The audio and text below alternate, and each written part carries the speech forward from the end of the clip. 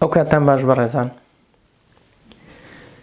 پێشکەوتنە سیاسی و عەسکەریەکان لە ڕۆژهەڵاتی ناوەڕاست زۆر بە خێرایی بەڕێوە دەچن.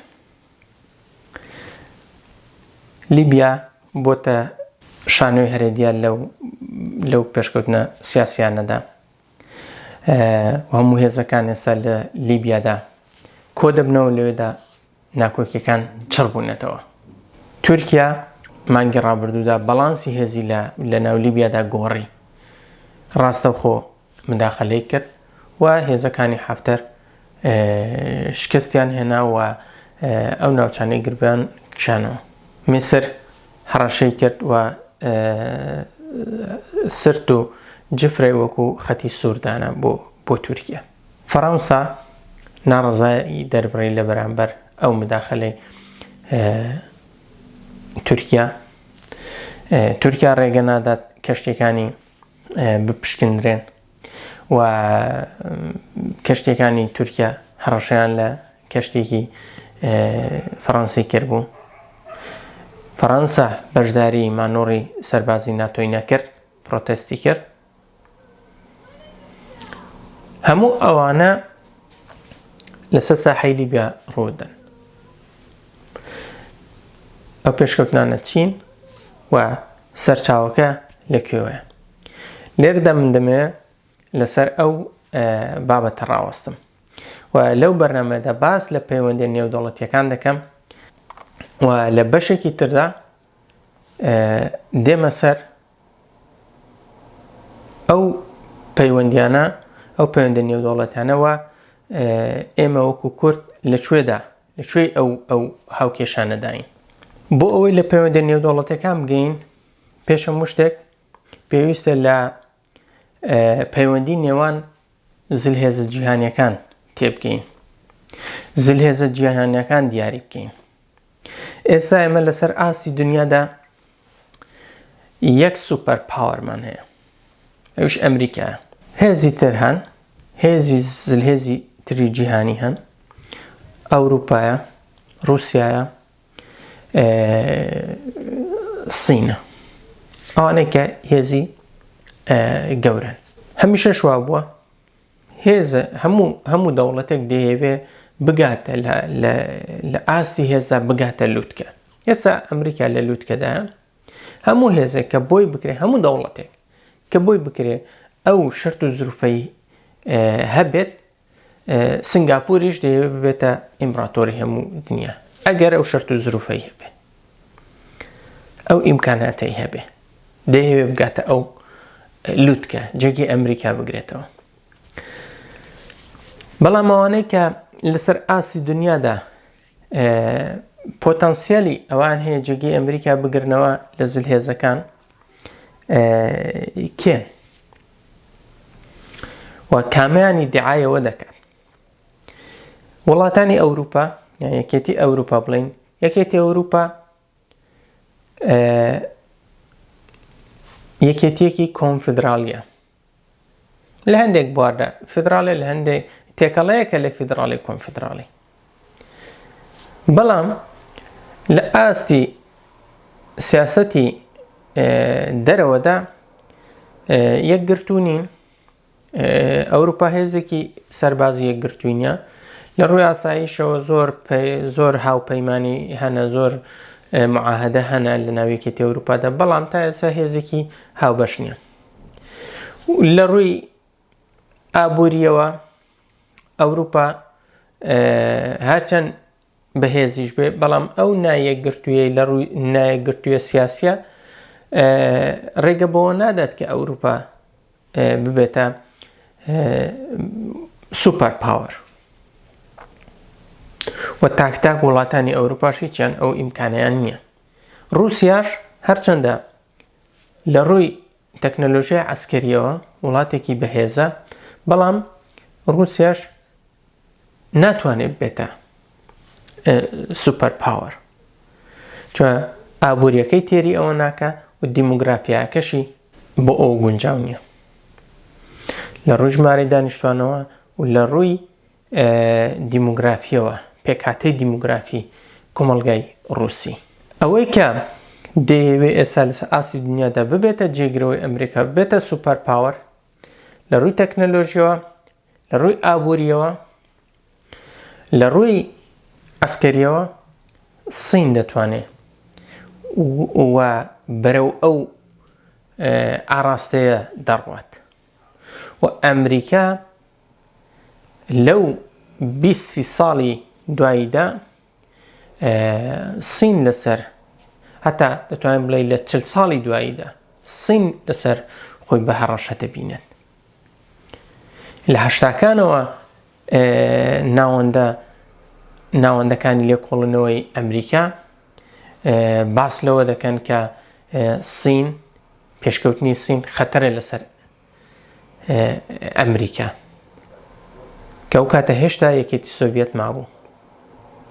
سینیان بە خەتەر لەسەر خۆیان دەبینی و لەو ساڵانەی دوایدا بەتایبەت لە 2000ەکاندا ئەو پێشکەوتنەی سین زۆر بە خێرایی دەڕوە.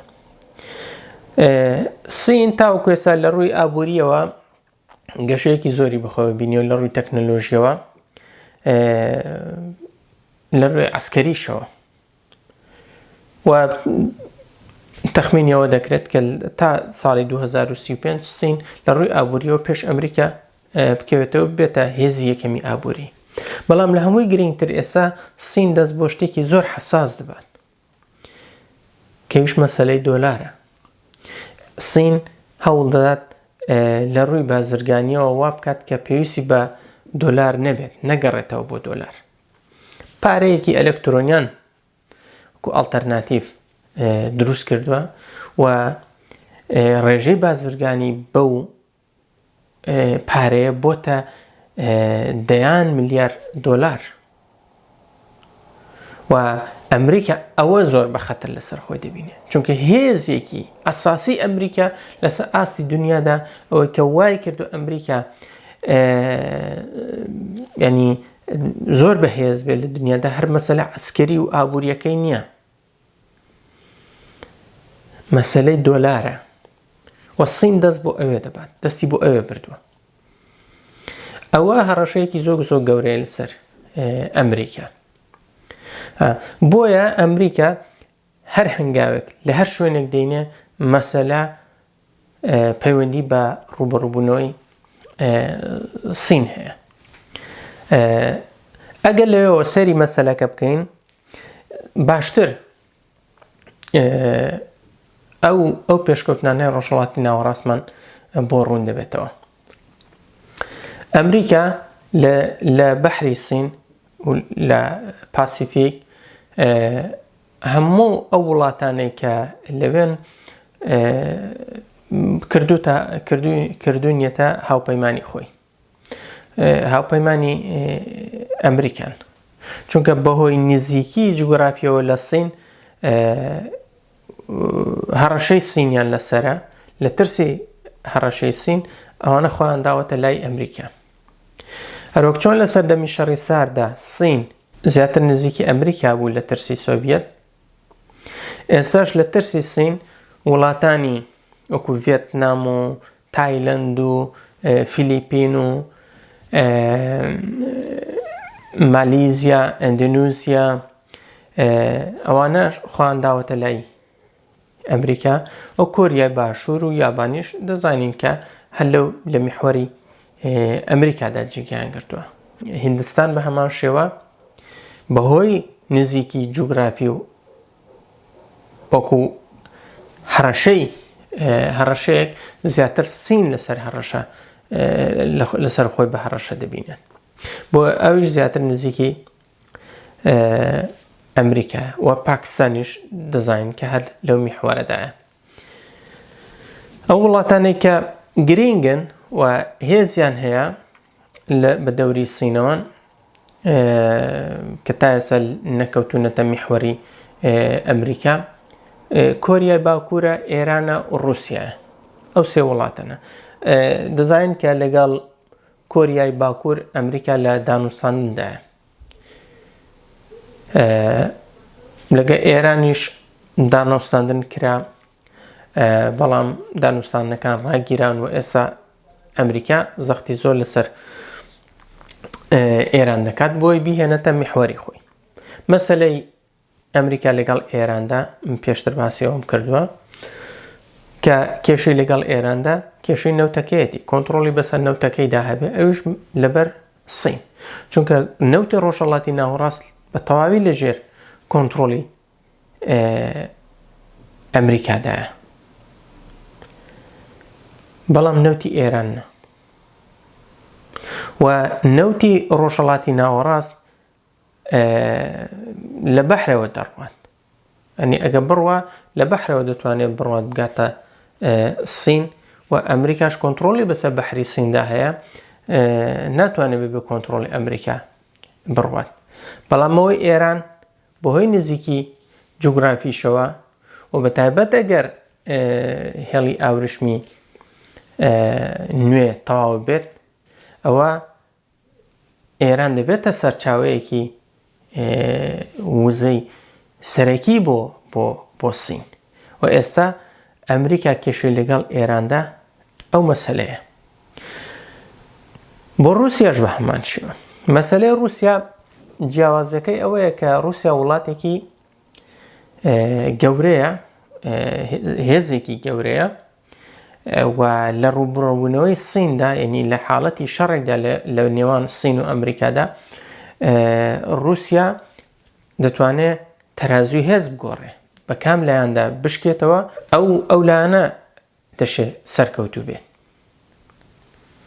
چۆن تەکنەلۆژیا عەسکەری سین رووسیا تا ئەو ڕادەیە پێشکەوتووە بۆیە کێشەی ئەمریکاش لەگەڵ رووسیادا کێشەی ئەوەی نییە کە رووسیا دەیەوێت ببێتە جێگرەوەی ئەمریکا رووسیا توانای ئەوەی نییە وەک باسیەوەم کرد توانای ئەوەی نییە ببێتە جێگرەوەی ئەمریکا تۆ بۆی ببیە جێگرەوەی ئەمریکا تەنیا تەکنەلۆژیا عەسکەری و هێزێکی عەسکەری گەورە بەس نییە دەبێت ئابوووریەکەش تێری ئەوە بکات دەبێت دیموگرافیاکەت بۆ مناسب بێ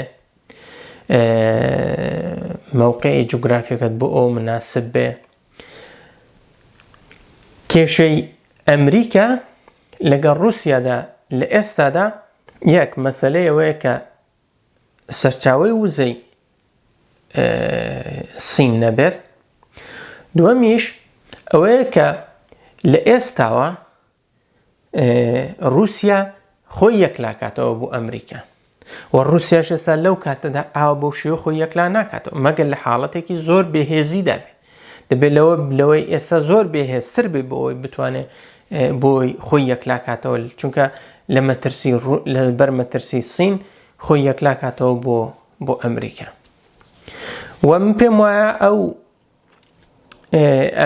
ئەو یاریەی کە ئێستا ئەمریکا لە ڕۆژهەڵاتی ناوەڕاست دەیکات کە رووسیا کێشاوەتە ڕۆژهەڵاتی ناوەڕاست ساحەیە کە رووسیا پێی نامۆیە من پێم وایە کێشانیەتی بۆ ناو کۆمەڵێک قەیران تاوەکو لاوازی بکات بێهێزی بکات هەتا تووشی شەڕێکی بکات لە ناوچەکە لەگەڵ وڵاتانی ناوچەکە و بە تایبەت لەگەڵ تورکیا ئەگەر سەرنج دەین لە سووریادا رووسیا هەیە تورکیاش هەیە لە لیبیادا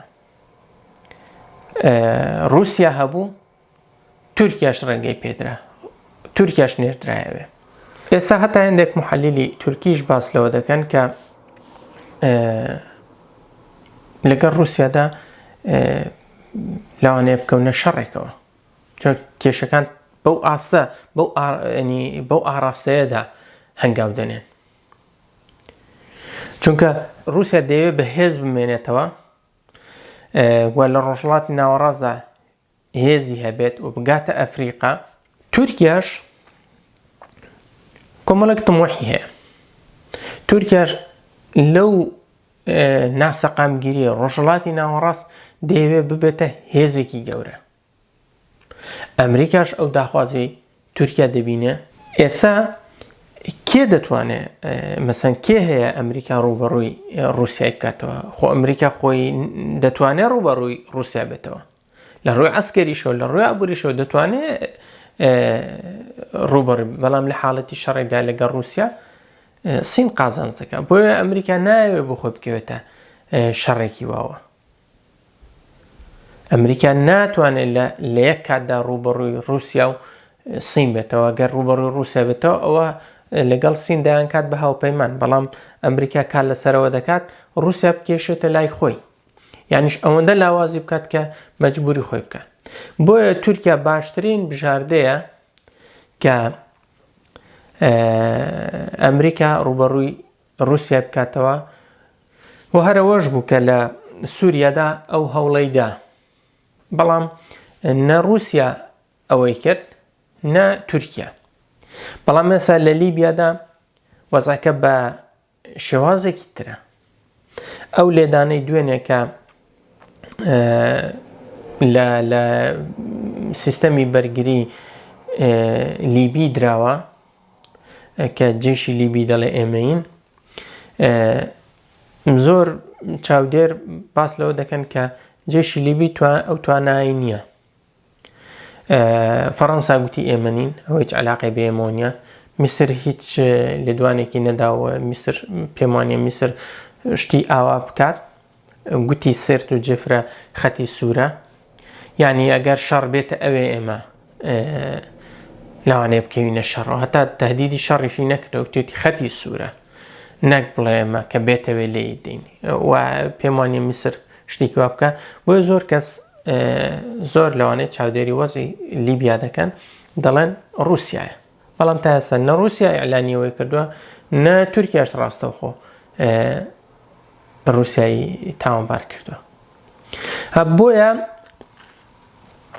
دەبێ زیاتر چاوەڕوانی ئەو پێشکەوتنانە بین کە لە لیبیادا ڕوودەن، چونکە زۆر کێشە لەوێ یەکلا دەبێتەوە. ئەوەی کە ئێستا هەیە کێشە ئەساسیەکە لە بینی رووسیا و ئەمریکادایە، بەڵام کێشەکە لەسەر ئەوە نییە ڕاستەوخۆ مەترسی رووسیای لەسەر بێت. مەترسی ئەوەیە کە چۆن رووسیا نەبێتە هاوپەیمانی چین لە حاڵەتی ڕوبەڕووبوونەوەدا. لە ڕووی تیۆری ئاسایش و پەیوەندی نێودەوڵەتی رووسیا هەڕەشەی چینی زیاتر لەسەر وەک ئەمریکا بە حکمی نزیکی جوگرافی. و ئێستا رووسیا لەو مەترسی ئاگادارە و لە بەرامبەر ئەوەدا کۆمەڵێک تەدبیری خۆی وەرگرتووە. مەسەن هەتا کۆمەڵێک کۆمپانیای یابانی و کۆریا باشووری هێناوە لە باشووری رووسیادا سەرمایە گوزاری بکەن تاکو ئەو وڵاتانە بکێشێ لە جیاتی هاتنی سینیەکان بۆ ناو رووسیا. هەروەکوتم ئەوەیە کە ئەمریکا دەیەوێ رووسیا خۆی یەکلا بکاتەوە لە ئێستاوە، و رووسیاش ئێستا ناتوانێت خۆی یەکلا بکاتەوە، ناکاتەوە. بۆیە ئەمریکا دەیەوێت رووسیا لاواز بکاتەوە بۆش کە تووشی شەڕێکی بکە، و تورکیاش دەبێتە قوربانی لەو ناوەدا، چونکە لە ئێستادا هەر وڵاتێک شەڕ بکات ئەو وڵاتانە تێک دەچن، ینی زۆر لاواز دەبن. و بۆ ئەمریکا گرنگ نییە تورکیا لاواز دەبێت، گرنگەوەی رووسیا لاواز کات و بهێنێتە بەری خۆیەوە. و تورکیاش ئەو تموحانەی هەیە و ئەمریکا ئەوە دەبینێت ئیتر ماوەنیە زیاتر فووی تێ دەکات، دێنێ لە عێراقدا ئۆپەراسیۆن دەکات، لە لیبیا ئۆپەراسیۆن دەکات. تەمان تەکنەلۆژیای عەسکەری تورکیاش پێشکەوتووە ئێستا، بەڵام بەو ئاستەش نییە کە بتوانێت ڕوبەڕووی رووسیا بێتەوە بەبێ پشتیوانی ئەمریکا. و کێشەش لە ئەوەی کە فەڕەنساش نیگەرانە، نیگەرانی فەڕەنسا تەمان نیگەرانی ئەوروپایە. ئێمە دەبزانین کە ئەوروپا لە زۆر بواردا هەتا لە مەسەلەی سیندا وەکو ئەمریکا بیر ناکاتەوە، بەرژەوەندەکانیان گیانە. ئەوروپا پەیوەندی ئابووری زۆری لەگەڵ سین هەیە، و لە ڕووی جوگرافیشەوە بەهۆی دووریەوە سین هەڕەشەیەک نییە لەسەر ئەوروپا. بۆیە بۆچوونی جیاوازیان هەیە. بەڵام مەترسی هاتنی تورکیا بۆ لیبیا تەمان زۆریش باز دەکرێت. مەسەلەی ئەو هەژمونگەرایی ئەو سیاسەتی هەژمونگەرایی ئەو سیاسەتە هێرشبەرانەی ئەردۆغانە، مەسەلەی مەترسی پشێویە لە وڵاتانی تری باکووری ئەفریقا لە تونس و جەزایرکەوانە بۆ فەڕەنسا گرنگن. اینجا لەوە ترسن کە لیبیا ببێتە معبەرێکی تر بۆ پەنابەران بەرەو ئەوروپا و بە تایبەت جیهادیستەکان، و تورکیا ئەوە بکاتە کارتێک لە بەرامبەر ئەوروپا. و لایەنێکی تریش بۆ فەڕەنسا مەسەلەی ڕێگەیەتی بۆ ناوەڕاستی ئەفریقا، چونکە فەڕەنسا هێزی لە مالی و لە چاد و ئەو وڵاتانە هەیە. بەتایبەت لە مالی فەڕەنسا لە هەبوونی تورکیا لەوێدا ئەو مەترسیە لەسەر خۆی دەبینێ، هەتا بۆ رووسیاش. بەڵام دیسان لە لیبیادا دیسان بۆ چوونی ئەمریکا و ئەوروپا جیاوازە لە هەبوونی رووسیا لە لیبیادا. لەو بەشەدا تا ئێرە باسی مەسەلەکان دەکەم و لێردا ئەومان بۆ ڕوون دەبێتەوە کە بۆچی ئەمریکا دەیهەوێ تورکیا و رووسیا بێنەتە بەرامبەر یەک و کێشەکە پەیوەندی بە ئەو ڕوبەڕووبوونەوەی سینەوە هەیە، بۆ ئەوەی لە حاڵەتی ڕوبەڕووبوونەوەی سیندا رووسیا لە حاڵەتێکی بێهێزیدا بێت کە ناچار بێت خۆی بداتە لای ئەمریکا. لە بەشی داهاتوودا دێمە سەرەوەی کە ئەو هەڕەشانەی تورکیا لەسەر کوردستانی عێراق و لەسەر کێشەی کورد بەگشتی بەکوێ دەگات، مەترسیەکان و دەرەنجامەکانی چ دەبن، زیاتر لەوێ باسی ئەو بابەتە دەکەم. هەر لە خۆشی دابن، لەبیر مەکەن کەناڵەکەمان سەبسکرایب بکەن و بابەتەکانمان بڵاو بکەنەوە.